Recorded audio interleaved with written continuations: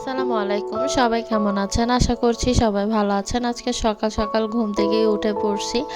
আর ওঠার পর আমার কাজকর্মগুলো শুরু করে দিয়েছি। আর আসবে যার জন্য আমি রান্নাবান্না শুরু করে দিয়েছি।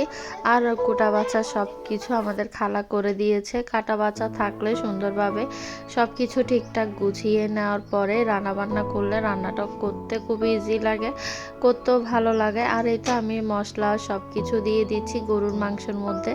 গরুর মাংসটা হাতে মাখিয়ে বসিয়ে দিলেই আমার খুব বেশি ভালো লাগে। আর গরুর মাংসটা এভাবে হাতে মাখিয়ে বসিয়ে দিলে খেতেও খুব বেশি মজা লাগে। গরুর মাংস হতে সময় লাগে, যার জন্য আমি গরুর মাংসটাই সবার প্রথমে বসিয়ে দিয়েছি।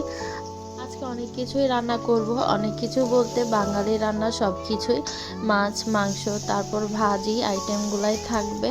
আমি আজকে চাইনিজ বা বিরিয়ানি কোনো রকমের আইটেম করছি না।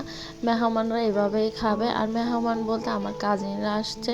এই তো আমি মাছগুলা দিয়ে দিচ্ছি, পোহা মাছ, তারপর আমি আজকে কেচকি মাছ রান্না করব আর রুই মাছ রান্না করব। সব কিছুই মজাদার খাবার। এখন আমি এক সাইড করে মাছগুলোকে বসিয়ে রাখবো। আর এদিকে আমি শিমের বিচি দিয়ে দিচ্ছি। শিমের বিচি আমি আজকে শুটকি দিয়ে রান্না করছি। আর যে কোনো শুটকি দিয়ে শিমের বিচি রান্না করলে খুব বেশি মজা লাগে। আর এখন আমি শিমের বিচিগুলো সব দিয়ে দিচ্ছি।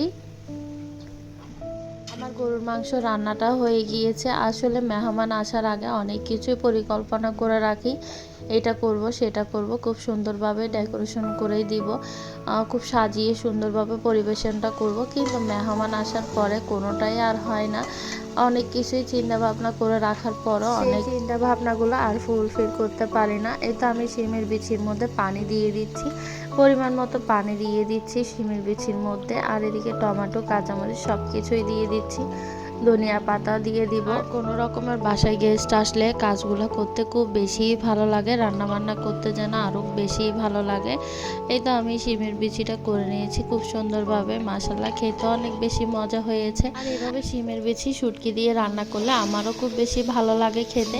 আমি এদিকে কেচকি মাছগুলো বসিয়ে দিয়েছি, তারপর রুই মাছগুলো আমি ফ্রাই করে নিয়েছি হলুদ লবণ মরিচ মাখিয়ে। আর মশলাটাকে ভালো রান্না করার জন্য আমি মশলাগুলো কষিয়ে নিচ্ছি। আমি মাছের মধ্যে টমেটো আগেই দিয়ে দিয়েছি। আর এইভাবে কষিয়ে রুই মাছ রান্না করলে খুব বেশি মজা লাগে খেতে। এই তো মাছগুলা দিয়ে দিচ্ছি, সবগুলা ফ্রাই করে নিয়েছি সুন্দরভাবে।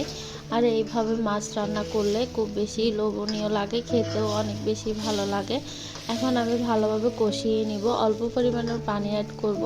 আমি এটাকে কষিয়ে রান্না করব, কোনো রকমের পানি অ্যাড করব না।